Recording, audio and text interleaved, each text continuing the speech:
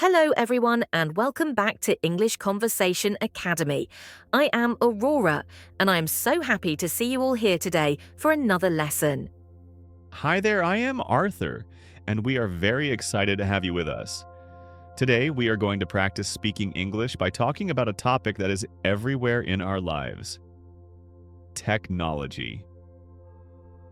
That is right, Arthur. Technology is such a big part of how we live, work, and even learn languages now.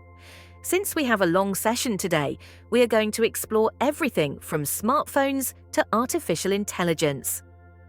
I agree, it is a perfect topic for English learners because we use these words every day. Let's start with our daily routines. Arthur, what is the first thing you do when you wake up? I have to be honest, Aurora. I usually reach for my phone before I even open my eyes properly. I use it as my alarm clock, so once I turn it off, the notifications are right there waiting for me. I am exactly the same. It's almost a reflex, isn't it? I check my messages, then maybe the weather, and then I scroll through the news for a few minutes. It really is. But sometimes I wonder, is this a healthy way to start the day? I feel like my brain is full of information before I've even had my coffee. That is a great point. Some experts say we should wait at least an hour before checking our electronics. But it is so hard to stay away. It is. Technology has become like an extra limb for us. Do you remember life before smartphones? I mean, when we had those old brick phones? Oh, I definitely remember. We used them just for calling and maybe sending a very short text message. And the buttons. You had to press the 2 key 3 times just to get the letter C. Haha, I remember that. T9 texting was a real skill back then. Now, with touchscreens and autocorrect, it's much faster, though autocorrect sometimes makes funny mistakes. Tell me about it. I once sent a message to my boss that said, "I'm baking a cake" instead of "I'm taking a break." Luckily, she thought it was funny. That is hilarious. Beyond just phones, let's talk about the internet. It has changed everything. How did you do research for school when you were younger? I had to go to the local library and look through heavy encyclopedias. It took hours to find one specific fact. Now, you just Google it and get millions of results in half a second. It's incredible. The democratization of knowledge is probably the best thing about the internet. Anyone with a connection can learn almost anything for free. That is why our channel exists. We can help people in different countries improve their English without them needing to travel to a language school. Exactly. But do you think the internet has made us shorter on patience? We expect everything to be instant now. I think so. If a website takes more than 3 seconds to load, I start getting annoyed. We are becoming very impatient. I agree. We also have information overload. There is so much content available that it's hard to choose what to watch or read. That's why curation is important. People look for trusted sources. Speaking of sources, how do you feel about social media? Is it a tool for connection or a tool for distraction? I think it is both. It's wonderful for staying in touch with friends who live far away. I can see photos of my cousin's new baby in real time. That is the beautiful side of it. But then there is this scrolling habit. You sit down for 5 minutes and suddenly an hour is gone. It's designed that way. The algorithms are built to keep our attention. They show us exactly what they think we want to see. It's a bit scary when you think about it. I've noticed that if I even talk about buying a new pair of shoes, I start seeing ads for shoes everywhere on my feed. That happens to me too. It makes me wonder if our phones are always listening to us. They say they aren't, but the data tracking is very advanced. It's a huge trade-off for privacy. Speaking of advanced technology, Arthur, what are your thoughts on artificial intelligence? People are talking about AI everywhere these days. It is a fascinating topic. On one hand, AI can help doctors diagnose diseases more accurately. On the other hand, people are worried about their jobs being replaced by machines. I think certain tasks will be automated, but humans will always be needed for creativity and emotional intelligence. I hope so. I tried an AI writing tool the other day, and it wrote a poem that was actually quite good. It made me a little nervous. Haha, don't worry, Arthur. I don't think a robot can replace your personality on this channel. Thanks, Aurora. That makes me feel better. But think about self-driving cars. That is a form of AI too. Would you trust a car to drive you while you take a nap? Oh, that's a tough one, right now. Probably not, but in 10 years. Maybe. Computers don't get tired or distracted like humans do. That is true.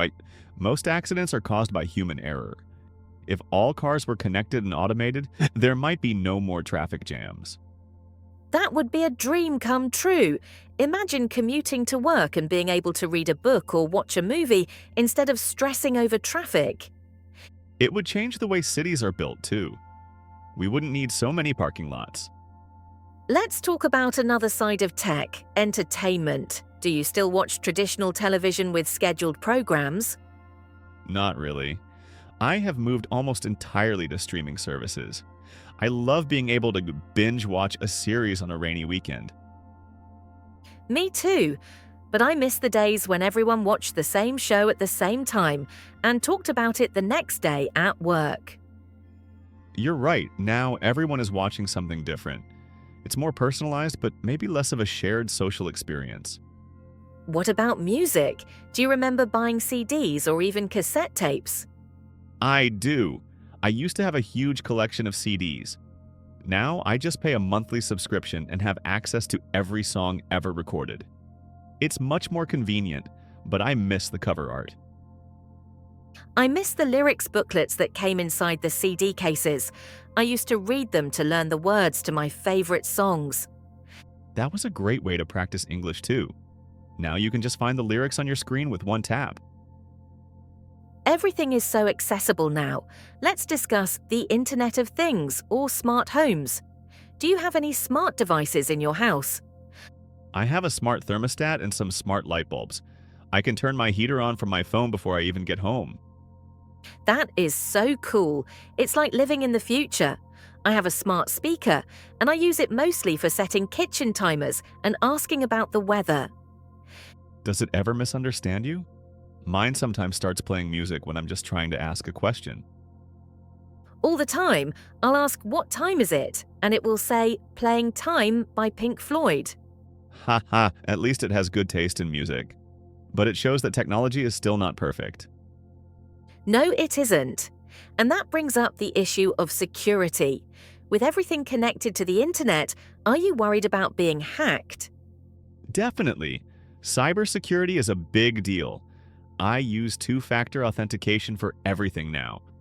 It's a bit of a hassle, but it's worth it for the peace of mind. That is a very important tip for our viewers. Always protect your passwords. Speaking of protection, let's talk about the environment. Technology creates a lot of e-waste. Every time a new phone comes out, millions of old ones are thrown away. That is a sad reality. I try to keep my phone for at least 3 or 4 years. I don't need the newest model every single year. I agree. Most of the changes are very small anyway. Maybe a slightly better camera or a faster chip. We should encourage more recycling of electronics. There are precious metals inside those phones that can be reused. Absolutely. Now, let's pivot to something more positive. How do you think technology is helping with education, especially for people in remote areas? I think it's a game changer. A student in a small village can take a course from a top university through the internet. That was impossible 20 years ago. It's amazing, and there are so many free resources. You can learn coding, photography, or a new language just by using your laptop. For English learners, there are apps that use speech recognition to help with pronunciation. Have you ever tried one? I have. It's quite helpful, though sometimes it's a bit too strict. It will tell me I said a word wrong, even if I think I was perfect. It's just a machine after all. It doesn't understand context or accents as well as a human teacher does. That's why we still need human interaction. Technology is a tool to help us, not a total replacement for human connection. I love that sentiment. Let's talk about work. Many people are now digital nomads. They work from their laptops while traveling the world. Does that lifestyle appeal to you? It sounds very romantic, working from a beach in Bali or a cafe in Paris. But I think it might be hard to stay productive when there are so many beautiful things to see. True.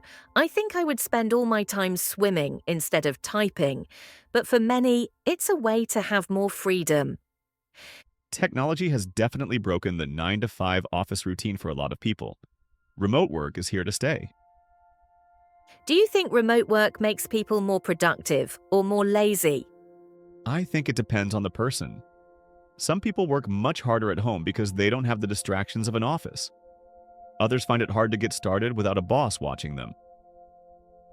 I find that I work more hours at home because I don't have a commute to mark the end of the day. I just keep working until late at night. That is a common problem. We need to learn to unplug and set boundaries. Speaking of unplugging, do you ever take a digital detox? I try to. On Sundays, I turn off my phone and put it in a drawer for a few hours. It's very refreshing to just walk in nature without checking notifications. I should try that. I feel a bit anxious if I don't have my phone in my pocket. It's a bit of an addiction, isn't it? It is. We are addicted to the dopamine hit we get from likes and messages. We need to be careful with our mental health in this digital age. Spending too much time comparing our lives to others online can be very damaging. Exactly. Social media is a highlight reel. People only post their best moments, not their boring or sad ones. Let's switch to a fun topic, gaming. Video games are a massive part of technology. Are you a gamer? I'm a casual gamer. I like puzzle games and sometimes sports games. The graphics these days are so realistic, it's like watching a movie. It's true. And with virtual reality, you can actually be inside the game. I tried a VR headset once and I almost fell over because it felt so real. Haha, it's called motion sickness. Your brain thinks you are moving, but your body is standing still. It was a very strange feeling, but imagine using VR for history lessons. You could walk through ancient Rome or witness the moon landing. That would make history so much more exciting for students.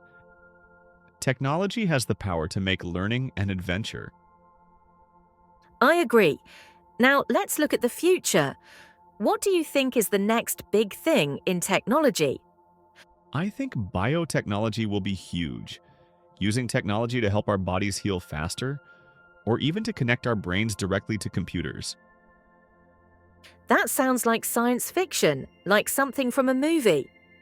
It's already happening in small ways. There are chips that can help paralyzed people control a computer screen with their thoughts. That is actually very beautiful. It gives people their independence back. It does. Technology is at its best when it's solving real human problems. Well said. Arthur, do you think we will ever reach a point where technology becomes too smart, like in the movies where robots take over? I think we are a long way from that. But we do need to be ethical. We need to make sure we are building technology that benefits everyone, not just a few people. Ethics in tech is a very important conversation, especially with AI and data privacy. For our English learners, these are great topics to discuss in a conversation class. They require a lot of opinion-based vocabulary. Yes, words like, in my opinion, I strongly believe, or on the other hand. Let's practice some of those. Aurora, what is your opinion on robots doing housework? On one hand, I would love a robot to do my laundry and wash the dishes. On the other hand, I might become very lazy if I don't have any chores to do. I think I would take that risk. I would love a robot chef to cook healthy meals for me every day. Oh, a robot chef. That would be amazing. No more grocery shopping or chopping onions. We are already seeing delivery robots in some cities. Small machines that roll down the sidewalk to bring you your pizza. I've seen videos of those. They are quite cute, but I wonder if people try to steal the pizza from them. They have cameras and alarms, so it's not that easy. Technology is always one step ahead. Arthur, we have been talking for a while now. Let's recap some of the vocabulary we used for our viewers. Great idea. We talked about algorithms, democratization of knowledge, digital detox, wearable tech, and remote work. Those are all very common terms in modern English. If you can use these in a conversation, you will sound very fluent. Another one is user-friendly. We say a piece of technology is user-friendly if it is easy to use. My grandmother's new tablet is very user-friendly. She learned how to use it in just 10 minutes. That's impressive.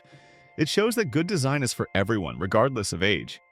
Do you think older generations are struggling to keep up with how fast technology changes? Some are, but many are embracing it. My grandpa uses video calls to talk to his friends every day. He loves it. That's wonderful. It prevents loneliness in the elderly.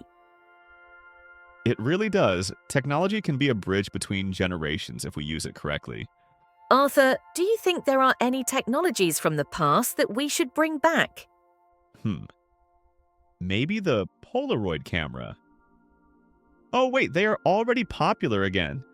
People love having a physical photo they can touch. You're right. Vinyl records are also making a huge comeback. People enjoy the ritual of putting a record on and listening to a whole album. It's a reaction to everything being digital and invisible. Sometimes we want something we can actually hold in our hands. I agree. It's a balance between the convenience of the digital world and the soul of the physical world. This has been such a deep and interesting conversation, Aurora. I feel like we could talk about this for hours. We could, but I think we should give our viewers a chance to practice. Right. Viewers, if you are watching, try to write a short paragraph in the comments using at least 3 of the vocabulary words we mentioned today. That's a great challenge. I will be reading the comments and replying to as many as I can. Me too. It's always so fun to hear from our community. Before we finish, Arthur, what is one piece of technology you simply could not live without? It's a cliche, but I have to say my smartphone. It's my map, my bank, my library, and my connection to my friends. How about you? For me, it's my high-speed internet. Without it, I couldn't do my job or stay in touch with you all. Very true. Well, thank you everyone for joining us today on English Conversation Academy. We hope you enjoyed this long-form practice. Remember, the key to fluency is listening and repeating. Watch this video again, pause it, and try to repeat our sentences. It will help your rhythm and intonation. If you liked this lesson, please give it a thumbs up and subscribe to our channel. It really helps us create more content for you. And hit that notification bell so you never miss a new lesson. Thank you, Arthur, for this great discussion. Thank you, Aurora. It was a pleasure as always. Until next time, keep practicing and stay curious. Goodbye, everyone. Bye-bye.